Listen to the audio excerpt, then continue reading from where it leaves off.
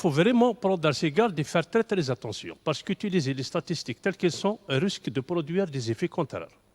Je vous cite un simple exemple. J'ai eu à traiter dans les années 2000 une étude sur l'écoplanification du milieu rural dans la wilaya de Béjaïa.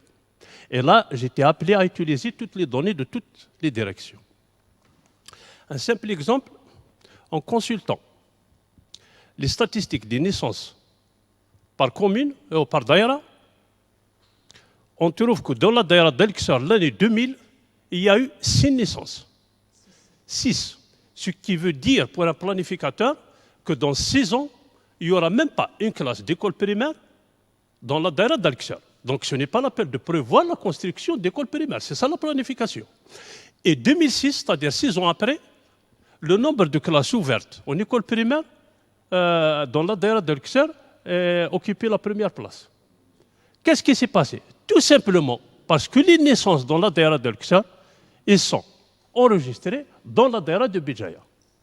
Mais quand vous consultez l'annuaire, vous trouvez pas toutes les naissances. C'est-à-dire le chiffre, il est erroné.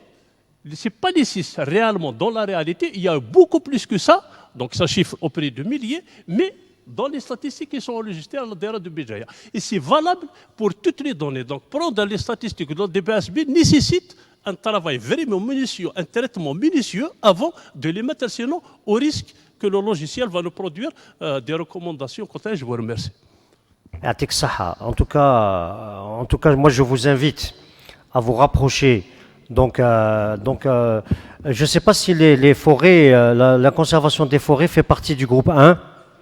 Oui, donc je vous invite lors de la prochaine réunion, donc faites du groupe 1, donc à faire part. Et si vous avez des informations sur les risques majeurs en termes d'incendie de forêt, etc., de les communiquer pour qu'ils soient intégrés. Maintenant, concernant les naissances, je pense que c'est le thème du groupe 2, bien entendu que dans les statistiques, il faut des naissances, des écoles, c'est le thème du groupe 2 et on ne va pas l'anticiper. Je pense qu'il y a aussi un regard critique vis-à-vis des chiffres, ce n'est pas des chiffres bruts comme ça qu'on intègre. Et donc, j'invite donc le groupe 2 à nous éclairer. Oui. Juste un complément, ou plutôt une clarification par rapport à notre ami qui vient d'intervenir.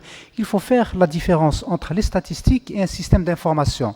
Les statistiques, c'est une donnée brute, monodirectionnelle, mais un système d'information, c'est une donnée mais avec des ramifications, avec tout le système d'information périphérique qui permet de traiter l'information dans sa globalité, mais pas de manière unidirectionnelle et spécifique.